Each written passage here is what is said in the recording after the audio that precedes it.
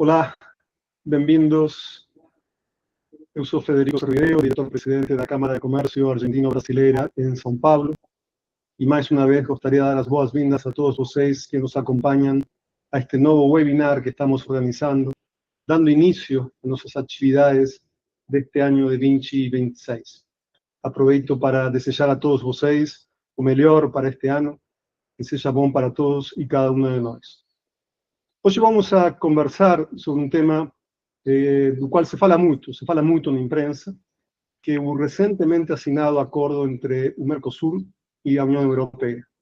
Todo dia aparecem notícias no jornal, algumas vezes são notícias que não têm a profundidade necessária nas circunstâncias, outras vezes são notícias que só olham desde uma perspectiva particular.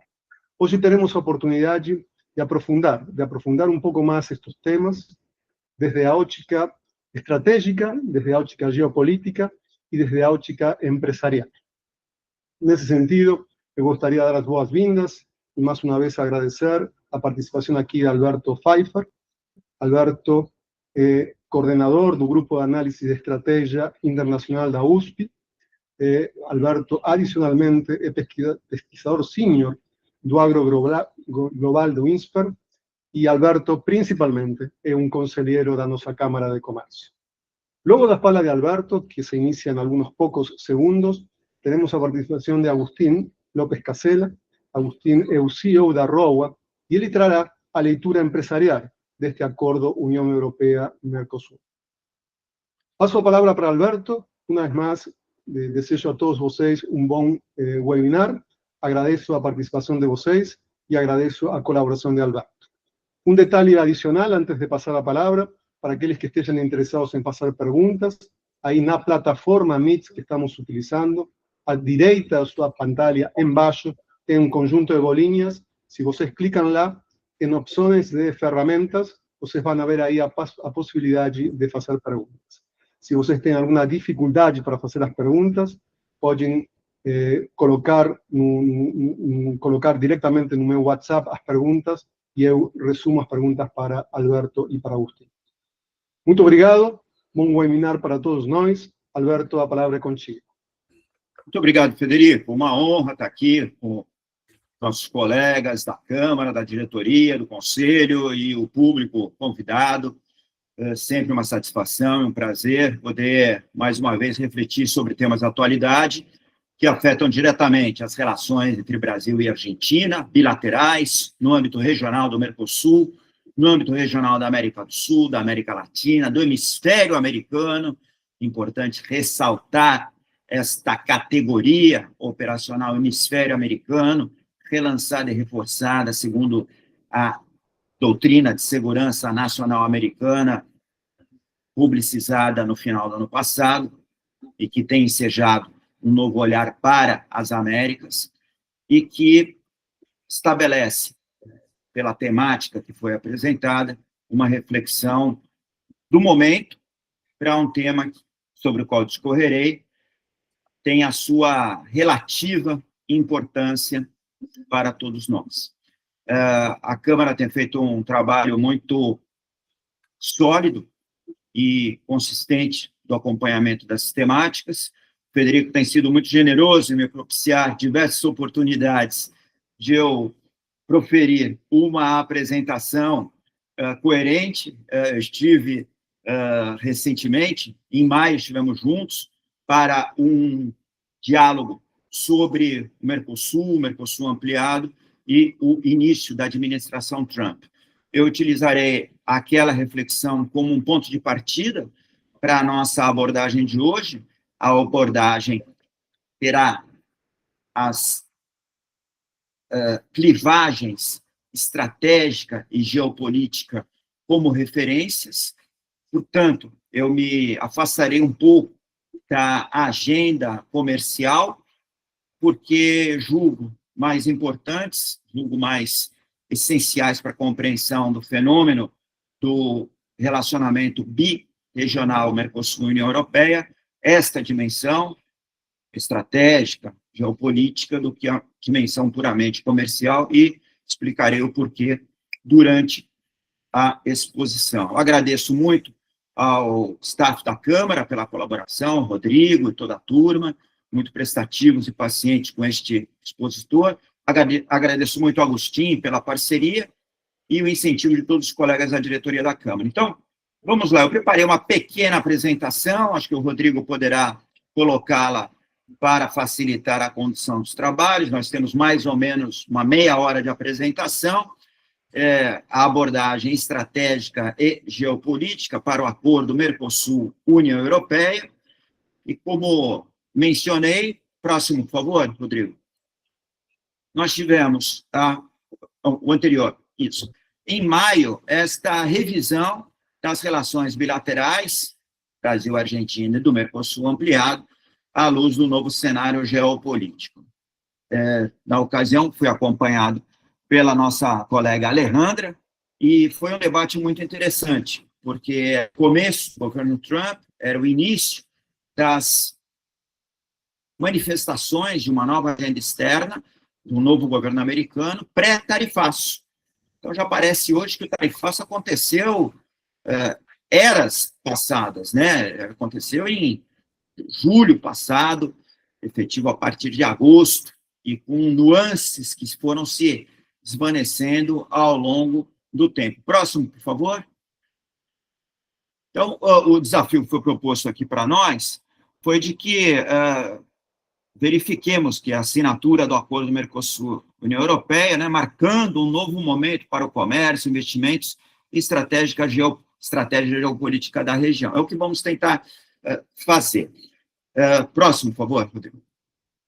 Muito bem. O primeiro convite que eu faço a todos, e aqui aludo diretamente à reflexão do seminário anterior, é que a gente esqueça as representações físicas, espaciais, tradicionais. Isso aqui é o mapa mundi, como nós estamos acostumados a vê-lo, e ao olharmos esse mapa, nós identificamos a região do Mercosul, Brasil, Argentina, Uruguai, Paraguai, Bolívia, os Estados Associados, o Chile, nosso licenciado Venezuela, os estados que têm acordos de livre comércio, toda a América do Sul hoje, com o Mercosul, e olhamos a Europa e vemos, puxa, temos uma pequena distância, apenas o Atlântico nos separa, temos tantas similaridades e convergências civilizacionais, valores políticos, sociais, modos de produção econômico, temos tudo para funcionarmos em conjunto. Se isso bastasse, esse acordo que, desde 1999, se arrasta na sua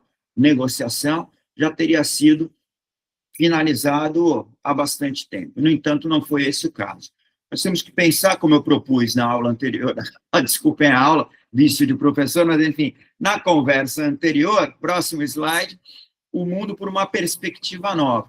Na conversa, na apresentação que fizemos em maio, eu propus nós olharmos o mundo a partir de novas óticas, e disse, olha, a gente tem que olhar aqui a nossa região, Mercosul, Cone Sul da América do Sul, a partir do que ele representa num mundo em que a geopolítica, quer dizer, a geografia política, aqui eu me refiro à geopolítica com letra maiúscula, como disciplina do saber, como campo do conhecimento, como área da ciência.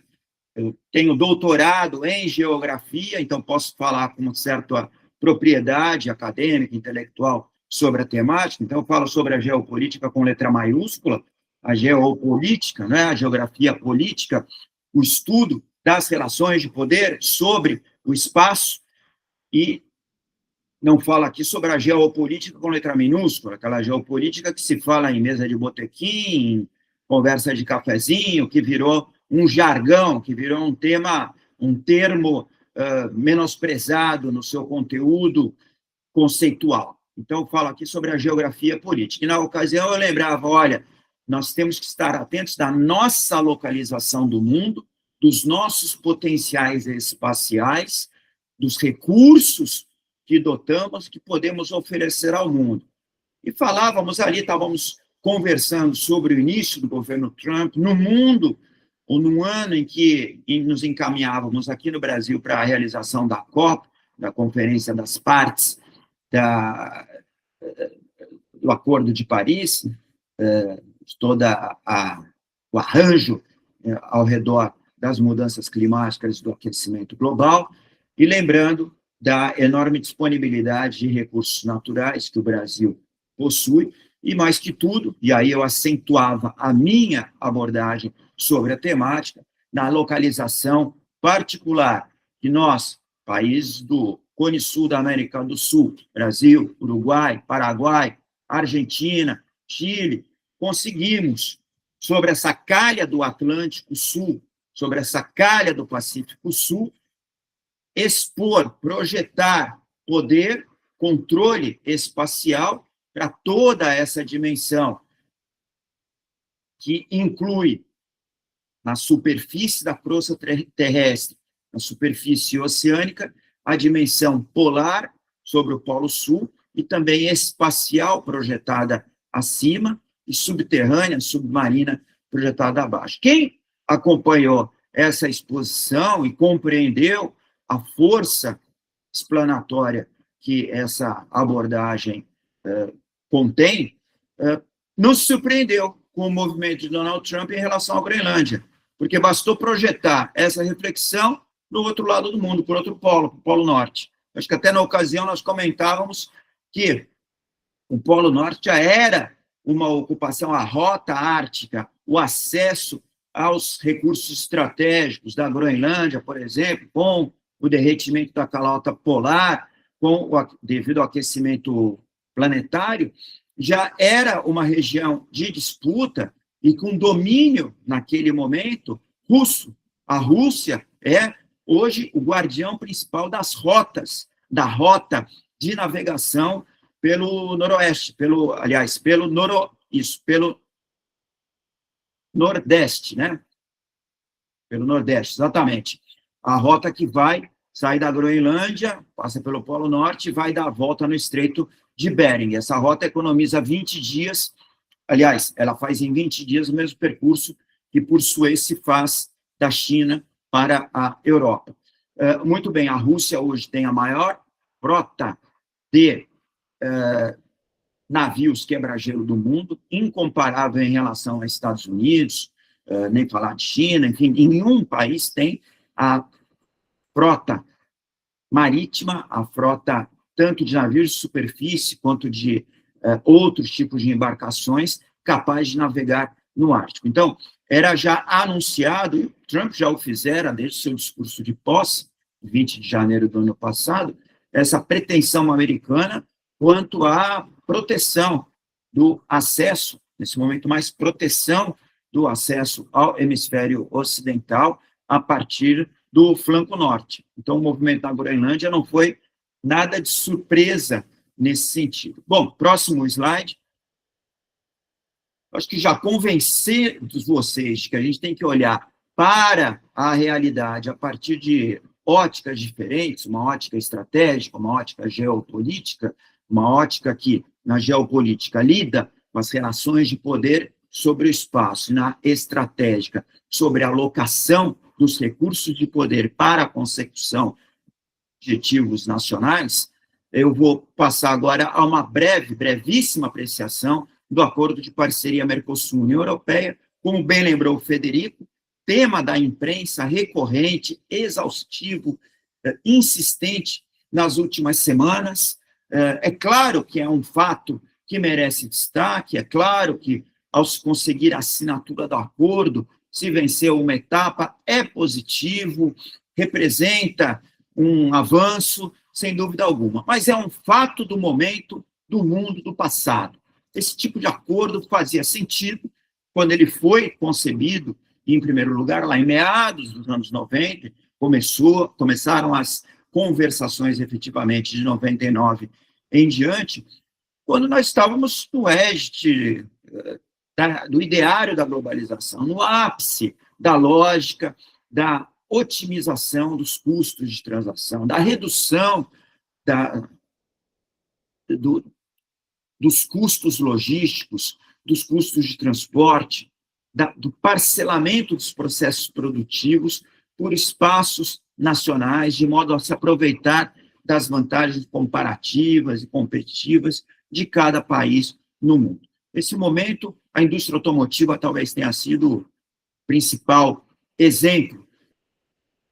Parcelava os seus processos produtivos por todo o mundo, concentrava produção de tipos de automóveis, de automotivos em determinados países e fazia o comércio intrafirma, intrasetor, e com isso aumentar o bem-estar da população, oferecendo produtos mais competitivos, mais baratos. Então, isso fez sentido, otimizou processos produtivos, mas ficou naquele momento. Hoje, o mundo não é o mundo da eficiência, o mundo é o mundo da segurança. Bom, para nós olharmos a dimensão do acordo, eu pus aqui o link da página do Ministério das Relações Exteriores. Ali tem todo um arrazoado das vantagens, do que é cada capítulo, e está muito bem. A gente vai ter alguns ganhos de eficiência, e, claro, os modelos de equilíbrio geral que são usados para se fazerem essas estimativas de ganhos de eficiência são modelos, via de regra, estáticos, né? Então, eles pressupõem que tudo mais permanece constante. E é claro que o mundo é dinâmico, mas, mais que tudo, o mundo é um mundo hoje muito mais imprevisibilidade. Imprevisibilidade não é algo aleatório, a bem dizer. A imprevisibilidade, como eu demonstrarei, é parte do mundo contemporâneo.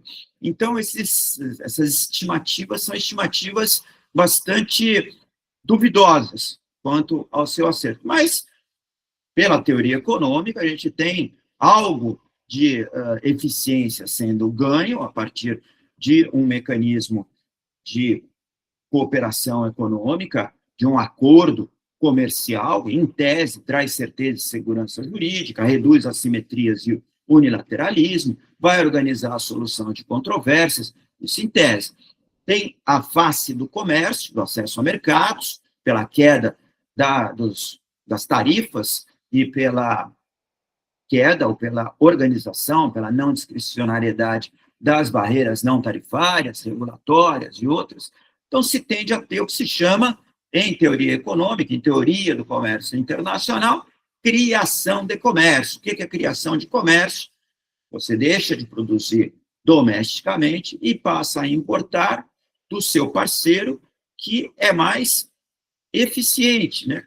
Consegue produzir melhor, a menor custo, aquele bem. E, com isso, você libera os recursos domésticos para se especializar em outros bens, em particular aqueles nos quais você detém vantagens comparativas. Tá? Então, tem um caminho à eficiência, né? Um ótimo paretiano nesse processo.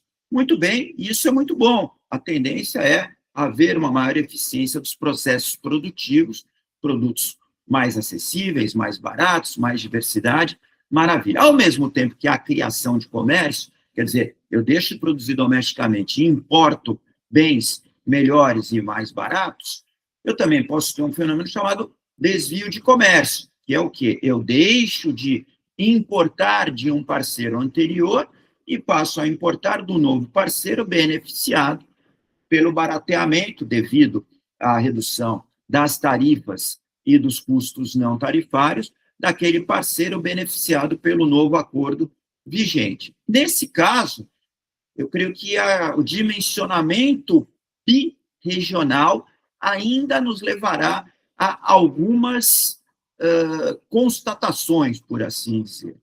E vou aqui aludir até a um colega aqui da Câmara, o Cláudio, né, naquela publicação que ele tem, o Quantum, muito bem feita, muito bem organizada, que ele distribuiu conosco, por exemplo, e está muito bom ali um quadro, 10 pontos sobre o acordo Mercosul-União Europeia, os ganhos que vamos ter, geração de empregos, estimativas usando dados costumeiros, e todas acertadas, mas, por exemplo, nós devemos ter uma maior consumo no Brasil de produtos oriundos da União Europeia nos setores de vinhos, nos setores de laticínios, nos setores de chocolate. São setores, vinhos, laticínios, em que nós hoje já importamos bastante, ou temos parcerias importantes com os países do Mercosul.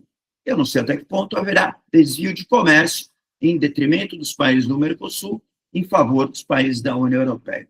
Chocolate é até curioso, né? Porque o chocolate importado da Europa, ele é feito com cacau brasileiro, açúcar brasileiro, laticínio de soja brasileira, é claro que é um blend europeu, mas, enfim, não deixa de ser interessante isso. Eu não sei qual é o próximo produto que vai surgir das negociações ou do acordo Mercosul-União Europeia. Qualquer dia nós vamos importar café da Alemanha, provavelmente, que é hoje um grande exportador, porque faz lá os blends. Mas, enfim, isso é um pouco anedótico, mas é só para trazer um pouco a dimensão. Bom, um outro aspecto, como eu mencionei, é o do investimento. Acordos de livre comércio, tratados econômicos, enfim, a redução dos custos, o aumento da previsibilidade tende a elevar o investimento bilateral. Isso é muito bom. Contudo, no caso do acordo Mercosul-União Europeia, o investimento europeu na região já é bastante elevado, tradicional, quer dizer, histórico e antigo, e isso levou até a um paradoxo que eu chamo paradoxo da subsidiária nacional na corporação transnacional. É curioso que toda a resistência na Europa ao acordo Mercosul-União Europeia parece oriunda do setor agrícola, temeroso da concorrência dos países do Mercosul. Aqui, o acesso a mercado é praticamente nulo, a não ser em nichos muito específicos. As salvaguardas, as medidas de contenção, as cotas, praticamente vedam a expansão do comércio, a expansão da oferta exportável do Mercosul para a União Europeia. Tomara que, ao longo do tempo, isso vá se desvanecendo e, efetivamente, entre em vigência. E, por enquanto, eu estou somente na dimensão comercial, daqui a pouco vou entrar na dimensão política, mas tomara que, aos poucos, isso se desvaneça e as resistências internas na Europa indiquem a possibilidade de um maior acesso dos bens agrícolas ao mercado europeu. Não parece ser o caso, aí fica até uma dúvida quanto à conveniência do acordo. Mas, no ponto de vista, ou no plano industrial manufatureiro, é muito curioso que toda a indústria europeia estabelecida no Mercosul, e em particular no Brasil e na Argentina, que é hoje, provavelmente, o principal centro de produção industrial das grandes corporações europeias, suecas, francesas, italianas, vejam as marcas automotivas, toda a indústria de vidro, de tantos setores de máquinas e equipamentos, todas essas subsidiárias, curiosamente, se mantiveram bastante tímidas no processo alemãs, né, a indústria alemã, a indústria suíça, aqui na nossa região, finlandesa, sueca, enfim, belga, toda essa indústria se manteve tímida, enquanto o agricultor ia à rua e paralisava cidades europeias, o industrial europeu pouco falava, pouco se manifestava. E por que isso? Né? Sendo ele, talvez, o principal beneficiário do aumento da facilidade de fluxo de comércio e investimentos. Porque o gerente da subsidiária local da corporação transnacional prefira manter o status quo da produção protegida que os mercados do Mercosul oferecem, oferindo uma lucratividade maior, tendo, talvez, um escoadouro para tecnologias que na Europa já não são mais aceitas por regulações ambientais ou de outras naturezas, ou por esgotamento do ciclo de vida daqueles equipamentos, e assim fazendo um mix de produção, e com isso não detinha os incentivos necessários para se envolverem no pleito de uma aceleração da aprovação do processo. Isso é muito curioso e creio que merece uma reflexão maior. Talvez nós tenhamos um afluxo de investimentos de pequenas e médias empresas, mas as grandes corporações, talvez tenhamos que observar o que realmente, dentro das estratégias corporativas, está reservado para as corporações europeias em relação ao Mercosul, à luz do acordo de parceria assinado.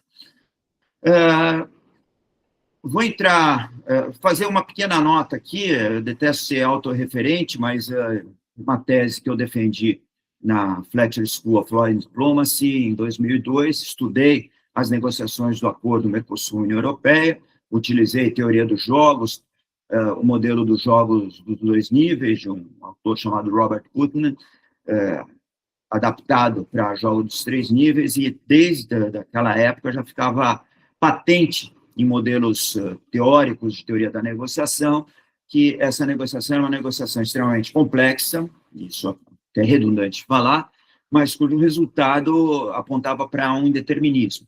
E eu diria que indeterminismo é o nome do que a gente tem até hoje.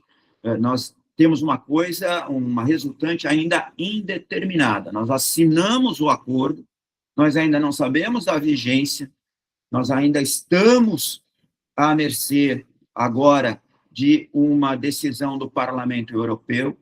Nós provavelmente teremos a aprovação pelos parlamentos do Mercosul, mas não sabemos até que ponto a plena eficácia do acordo se dará. Quando se dará, certamente, ao longo de um período defasado de tempo, isso terá implicações sobre os impactos do acordo nas populações afetadas. Esse aspecto político da condução política interna é um aspecto que sempre travou o andamento desta negociação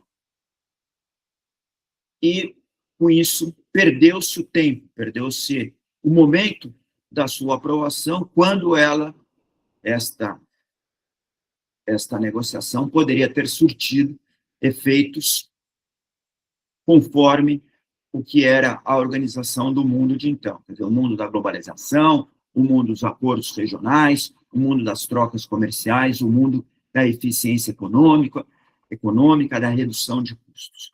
Então, o acordo hoje é um acordo assinado, ainda não vigente, de implementação duvidosa neste momento, mas certamente defasada ao longo do tempo, que deverá alcançar 90% do universo hoje transacionado ao longo de 4 anos, quer dizer, para 2030, mais ou menos, nós teremos a vigência disso, com uma série de salvaguardas sobre produtos sensíveis e cujos impactos certamente serão limitados e mínimos. Portanto, a boa notícia é que o acordo foi assinado.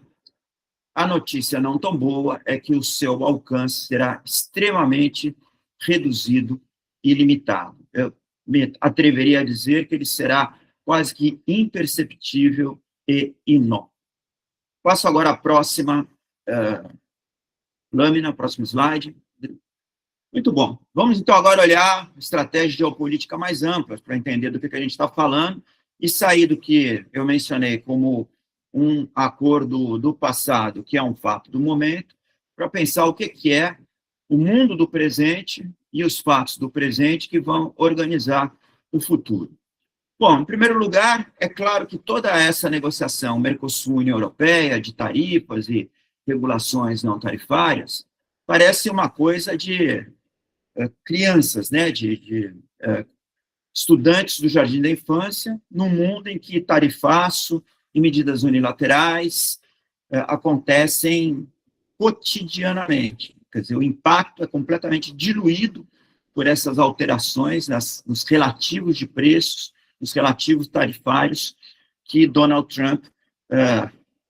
agora eu vou permitir a mudança de terminologia, que o governo dos Estados Unidos, não é Donald Trump, é o governo dos Estados Unidos, isso vai ter que ficar muito claro para todos nós, estabelecem como uma ferramenta de atuação no cenário internacional. Outra coisa, câmbio. Me parece óbvio falar isso, mas nós sempre nos esquecemos do câmbio. Alterações de câmbio de 10% matam, comem qualquer alteração tarifária de 10%, e é o que está acontecendo hoje com a desvalorização do dólar. Então, naturalmente, nós temos aí uma alteração de competitividade em favor das exportações americanas, com a desvalorização do dólar, e isso afetará todas as distribuições de comércio ao redor do mundo nos próximos anos, né? Deixar bem claro isso, que vai parecendo cada vez mais sólido, materializável, né? Que Trump não é Trump. Ficou uma ideia de que o Trump acorda de manhã e resolve estabelecer uma tarifa contra a Coreia do Sul, no dia seguinte uma tarifa para a Índia, porque ela compra petróleo da Rússia, no outro dia ele faz carga na Colômbia, no outro dia ele resolve pedir para o Panamá direitos sobre o canal do Panamá, no outro dia ele resolve tirar o Maduro do poder, no outro dia ele resolve pôr uma tarifa de 125% sobre a China. Bom, a boa notícia é que não é só o Trump, a má notícia é que tem mais gente por trás disso, né? O Trump é um método e o Trump é um meio. Por trás do Trump há um objetivo e há uma estratégia, e isso está muito claro ao se ler essa estratégia de segurança nacional, tornada pública no final do ano passado, e agora na estratégia de defesa nacional. Quer dizer, não é que o Trump acorda um dia e resolve fazer um impromptu, um improviso. O Trump, o método Trump é mais um armamento, é mais um vetor na guerra híbrida ou no conflito híbrido. Eu prefiro mudar o termo de guerra para conflito em curso entre Estados Unidos e China pela hegemonia global, pela hegemonia tecnológica global. Então, imprevisibilidade desestrutura o adversário. Todas essas medidas do Trump, elas vêm respaldadas por um pensamento estratégico, oriundo do Pentágono, oriundo de círculos econômicos, oriundo de assessores, e ela faz sentido, e ela deve ser visto mais como um elemento estratégico do que um arroubo de uma personalidade. Portanto, o que nós podemos tomar como elemento desse estilo Trump de ser no mundo, né, de agir nas relações internacionais, é que, mesmo que Trump não seja reeleito, e na eventualidade da assunção de um novo republicano, haverá um novo Trump. Quer dizer, esse método vai permanecer. Esse novo Trump pode ser mais Trump, de mais arroubos, um Peter Hegseth, ou pode ser um Trump mais comedido, um J.D. Vance, mas haverá essa manutenção da imprevisibilidade. E se os democratas ganham, isso se altera, vamos lembrar que a ideia da contenção da China não é um privilégio, não é uma exclusividade dos republicanos. Ela vem desde Obama, Trump 1, Biden. Então, imprevisibilidade talvez possa ser visto como mais um elemento permanente da maneira de agir do governo americano no mundo. Quer dizer, se eu sou o mais poderoso, o hegemona, eu dito as regras e eu ajo estabelecendo incerteza e imprevisibilidade, porque elas me beneficiam. O mundo da previsibilidade, do multilateralismo, dos regramentos compartilhados, não é bom para mim, eu me prejudiquei, isso está muito claro. Obama, Biden, Trump, e eu mudo, então, a maneira de ler e de organizar o mundo a partir da minha própria ótica. Outra coisa que é importante é que a preocupação com a China tem que levar em conta que Xi Jinping não é monolítico, a deposição de líderes militares recente dessa semana é uma demonstração disso, mas isso já vem acontecendo desde o ano passado, e isso vai culminar até outubro de 27, com o novo Congresso do Partido Comunista Chinês, quando Xi Jinping poderá ou não ser conduzido ao poder. Então, haverá muita coisa acontecendo na China, não sei até que ponto a hipótese Taiwan é uma hipótese plausível, a partir do momento que houve uma alteração tão significativa no comando, quer dizer, o principal comandante militar da China foi afastado do poder semana passada, todos os comandantes, ou a maior parte dos comandantes ligados às ações orientadas a Taiwan foram afastados no ano passado. Se Taiwan é um cenário militar plausível até outubro de 27.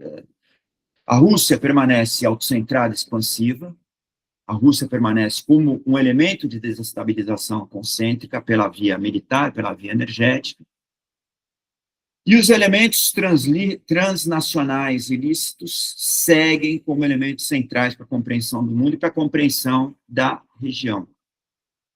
Acho que é importante a gente ter em mente que crime organizado transnacional segue como algo central para compreender o que se dá na ordem regional, na ordem sul-americana e latino-americana, e na relação dos nossos países com Estados Unidos em particular. O exemplo venezuelano é bastante explícito quanto a isso, né?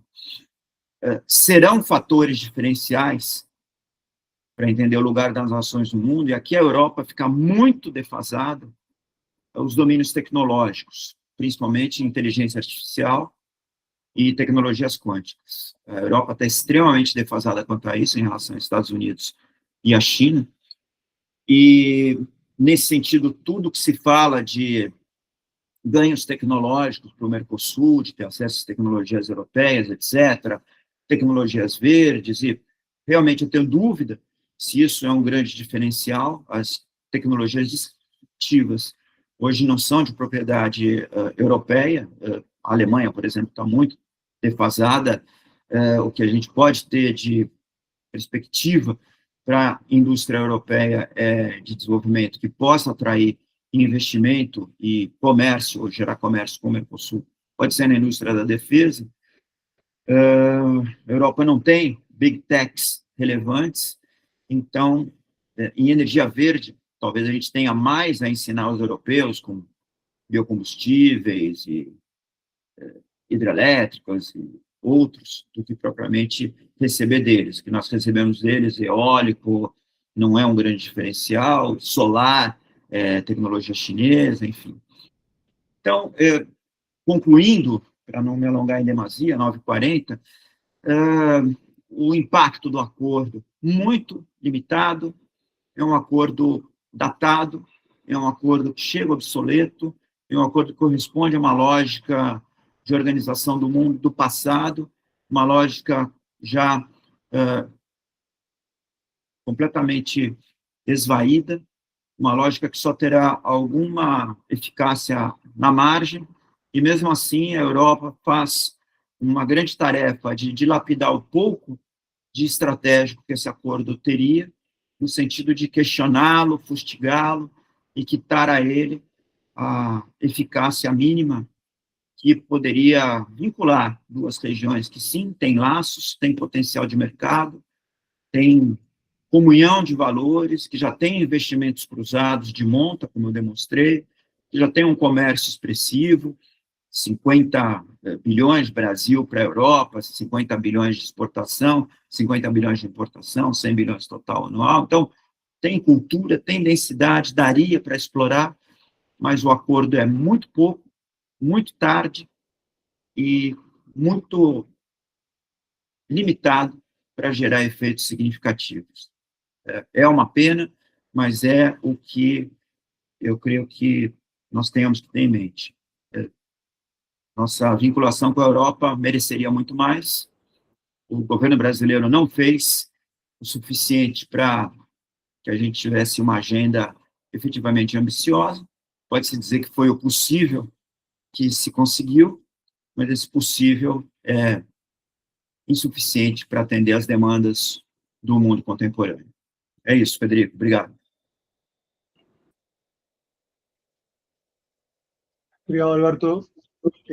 Súper claro, súper interesante, como eu tinha, de alguma forma, antecipado para todos vocês uma leitura diferente, uma leitura que a gente não encontra no dia a dia, nos jornais.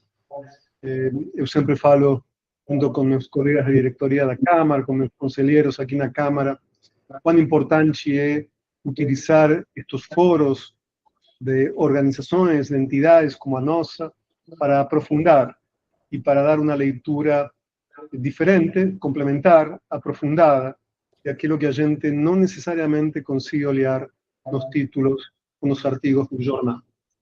É muito interessante.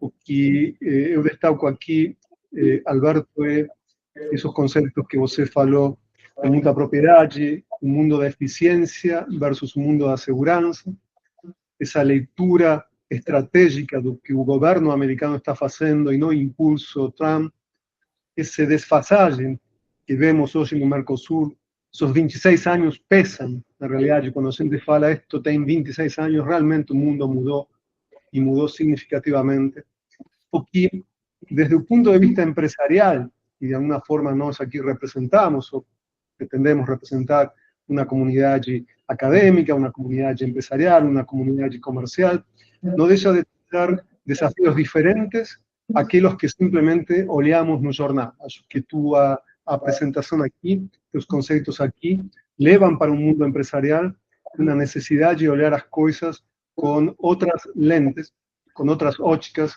bem aprofundadas e muito mais estratégicas. Muito obrigado, Alberto. Temos algumas perguntas aqui e fiquem à vontade de fazer mais perguntas se necessário.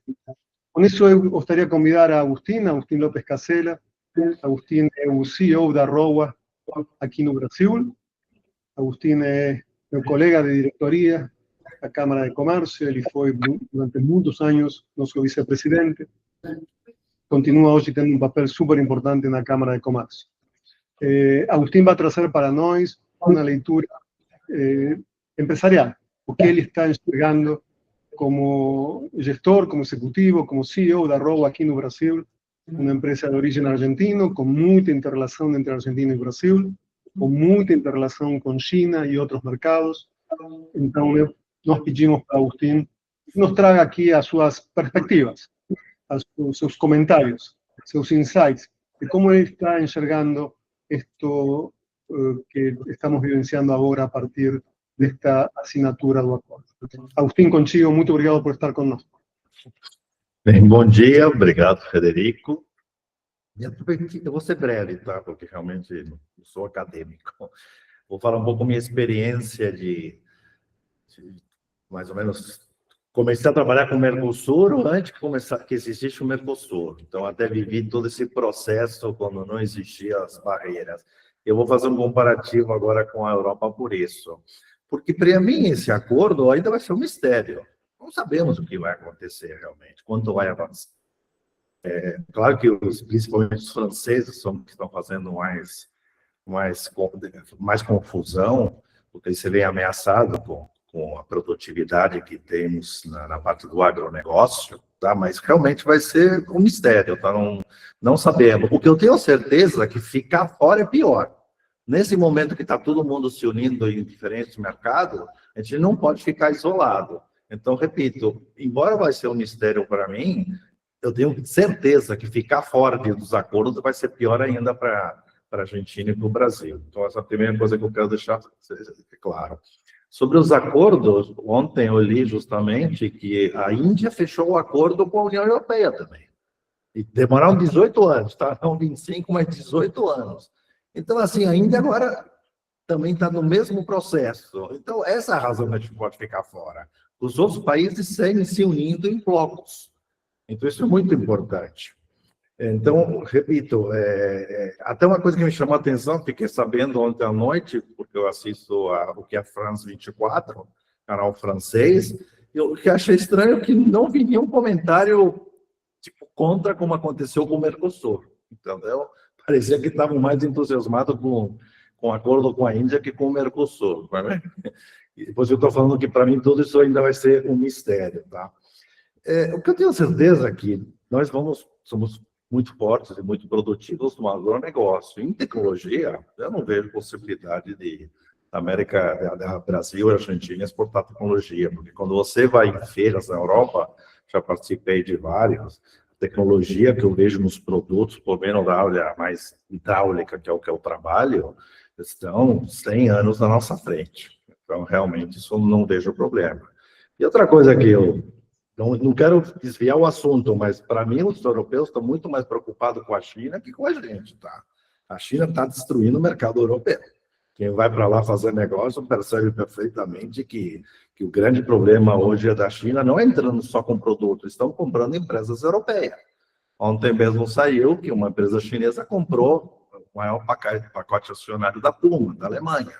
Então, repito, a Europa está numa crise por vários sentidos, então não é só com o problema do Mercosul, tá? E a França, principalmente, acho que é o maior sempre problema com esses acordos, quem viaja pelo interior da França percebe que o subsídio é uma coisa que está na mente deles. É impossível para mim tirar o subsídio, a parte agrícola da França, principalmente. Porque os produtos, principalmente até no sul da França, você vê uma qualidade que você para mim, só é permitido se você realmente tem um subsídio para manter uma qualidade tão alta. E nós não temos esse subsídio na América Latina. Porque, para mim, quando eu falo do agronegócio, é a parte massiva, entendeu? O que eles têm é uma obsessão pela qualidade, mas através de um subsídio que a gente não tem. Então, por isso que eu acho difícil ainda como vai se integrar tudo isso, entendeu? Exato, o que mais a gente conhece aqui no Brasil são os vinhos, os queijos franceses ou europeus, entendeu? Vão baixar de preço? Sim, em teoria, vão baixar de preço. Quanto vai influenciar, um exemplo, os vinhos principalmente, mas os lácteos para a Argentina, porque a Argentina exporta muito lácteo e vinhos para o Brasil. Se eu não me engano, até lácteos, Brasil, 45% do mercado de exportação da Argentina. Quanto vai afetar isso na Argentina? Não sabemos realmente. Tá? Por isso que eu repito outra vez, para mim ainda é um mistério, um monte de coisas o que vai acontecer, entendeu? Minha preocupação é assim, eu faz 10 anos que trabalho com a Europa, importamos da Europa, mas o que eu faz 10 anos atrás era 40% do meu faturamento eram produtos importados da Europa, hoje eu só estou com 10%. Onde foi essa diferença? Foi para a China. Outra vez repito, foi para a China. Eu estou importando agora, mas tá. Antes era primeiro a Argentina, segundo a Europa e terceiro era a China. Agora o primeiro já é a China, segundo a Argentina e depois a Europa.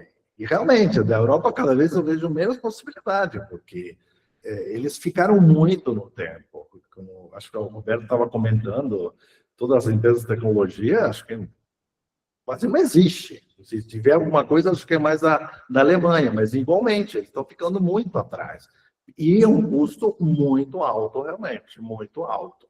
Então, não vejo essa preocupação com o Mercosul, é mais uma briga do agronegócio francês que outra coisa. Desculpe, mas eu falo do francês porque eu acho que o maior problema para a integração é a França em tudo isso, sempre foi. Embora tem coisas que te chamam a atenção, existe um nicho, tá?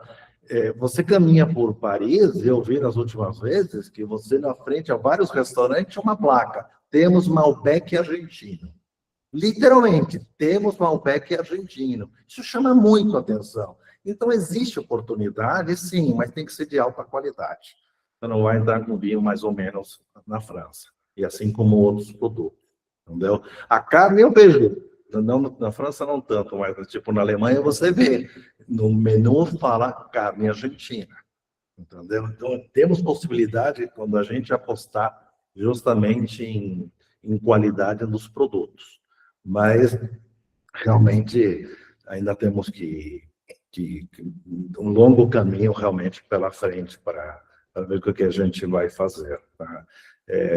Eu acho que ainda temos que trabalhar muito mais, primeiro, na integração do Sul. Muitas vezes o problema que nós temos justamente é esse, que o Mercosul não está integrado.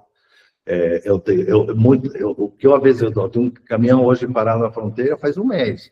O problema é com os fiscal. Assim, não existe mercado comum como na Europa, aquele circulam. Realmente, importar da Argentina, você pode demorar, às vezes, um mês por problemas burocráticos do produto. Eu estou falando uma coisa que eu importo faz 22 anos, todos os meses.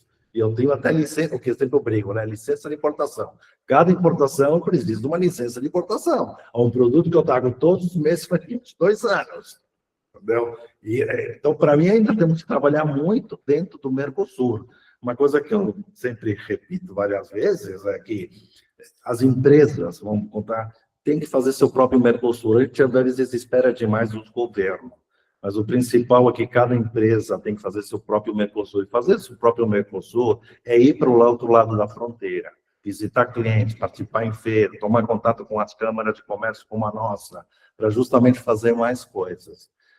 Alberto, acho que você quer fazer uma pergunta, né? Ou fazer um comentário. Só para dialogar com as suas tão acuradas e sensíveis do ponto de vista operacional e prático, observações, Agostinho. Agradeço muito o teu comentário e quero salientar exatamente isso. Acho que tem um potencial, inclusive, de representar uma entropia no Mercosul, esse acordo, pelo que você salientou. A fronteira Mercosul é uma fronteira ainda existente, a gente não tem uma fronteira livre, o caminhão não passa, a documentação não flui, né? Nós temos uma enorme dificuldade. Então, eu imagino quando começar a entrar produto europeu, que vai desviar comércio, quer dizer, vai substituir o produto argentino, o produto uruguaio, no Brasil, em particular, isso vai causar reação na Argentina, vai causar insatisfação. Então, não sei até que ponto isso não poderá até, vamos pensar positivamente, né, poderá agilizar os trâmites burocráticos também intra-Mercosul. Mas a gente está tanto tempo nessa luta, né, Federico? Isso aí assim, é o básico do básico. E nós não conseguimos normalizar esse fluxo de comércio intra-regional. Então, o outro aspecto que você salientou é essa, vamos dizer, essa reversão, esse aspecto bionívoco do fluxo de investimento chinês. O chinês recebeu o investimento europeu, que foi para lá fazer a produção, né? Tecnologia europeia, design europeu, mão de obra chinesa, custo chinês. E agora o chinês compra o empreendimento europeu. Então, hoje o investimento europeu no Mercosul também é um investimento chinês triangulado, né? Então, quer dizer, tem nuances aí da dinâmica geopolítica, geoestratégica, geotecnológica, que vão começar a aparecer hoje, que não estavam presentes lá em 1999, quando a China não era nada no mundo, né?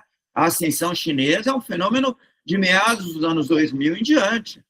Então, nós esquecemos disso, o mundo mudou. Tem um sujeito chamado China, que desestruturou o mundo, ou o reestruturou em seu benefício, e fez muito bem para si, mas nós não soubemos acompanhar isso. A Europa tomou uma surra da China, né? E está tomando. A Alemanha perdeu dinamismo tecnológico.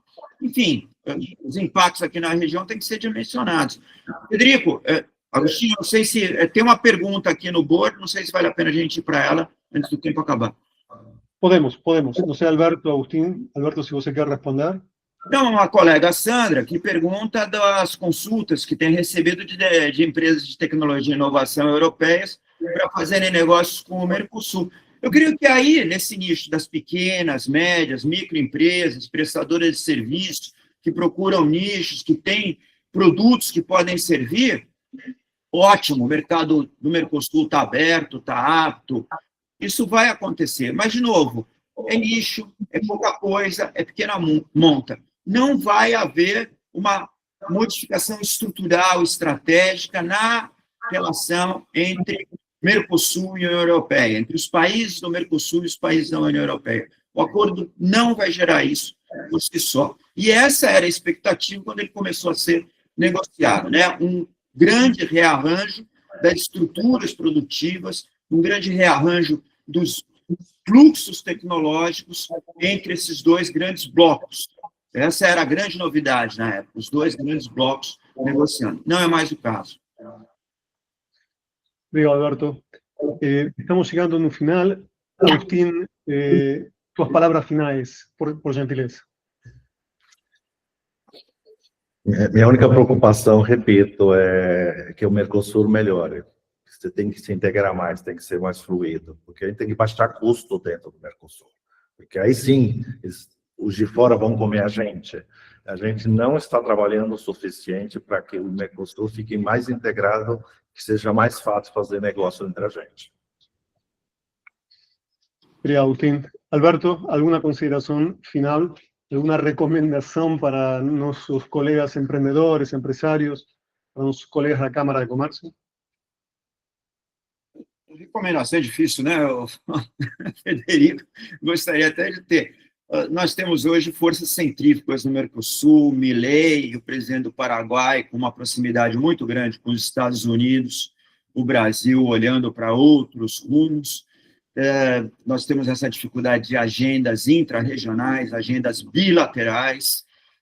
Foi bom ter assinado o acordo, mas o impacto será muito limitado. É claro que as empresas devem olhar para os seus parceiros na Europa, para as suas oportunidades de mercado, buscarem aproveitar o que seja possível, mas sem grandes expectativas. Temos que olhar sempre para o que está acontecendo nos outros espaços do mundo para entendermos quais são as dinâmicas que vão determinar os nossos negócios e as condições dos nossos países, né? O ambiente macro que vai facilitar a condução dos nossos negócios corporativos.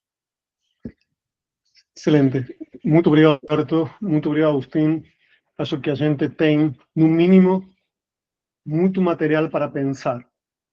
E, como falei mais de uma vez, com uma leitura que não necessariamente se encontra nas páginas do jornal. Súper interessante, súper profundo. Eu simplesmente repito algumas palavras de Agustín y tuyas, Alberto. No da para ficar fora, también no da para se entusiasmar de forma desproporcional. Acho que temos muitas travas internas, somos muito domésticos. A realidade é que somos argentinos e brasileiros, somos muito domésticos, por motivos diferentes, mas somos muito domésticos. Acho que temos, no mínimo, a partir da assinatura, uma oportunidade de reflexionar, de pensar, de repensar nuestras cadeias y ter esta ótica un poco más abrangente y más pé no chão que aqui tanto Alberto como Agustín nos trouxe. Muito obrigado aos dois, muito obrigado a todos que nos acompanharam. E eu queria aqui convocar a todos vocês a um novo encontro que foi organizado por nossa comissão jurídica, a Comisión Jurídica da Cámara de Comercio, liderada por nuestra vicepresidente Constanza Bodini. Constanza va a liderar dia terça-feira, dia 10 de fevereiro, que aqui há 2 semanas aproximadamente, um novo encontro, onde vamos a abordar os aspectos e impactos jurídicos deste acordo. E com isso vamos a ter a presencia de 2 prestigiosos advogados, colegas da Constanza, que tienen mucha experiencia en este tipo de relaciones bilaterales. Son eles o José Augusto Fontura y Xixin Tan Nipei, los 2 liderados, conducidos en ese webinar por Constanza, falarán sobre los aspectos e impactos jurídicos de este acordo do Mercosul. Dia 10 de fevereiro, y aquí a 2 semanas aproximadamente, detalles serán comunicados oportunamente. Muito obrigado por estar conosco, un abrazo para todos, reitero os meus melhores desejos para este 2026, muito obrigado Alberto, muito obrigado Agustín, fiquem bem, abraços. Obrigado. Obrigado.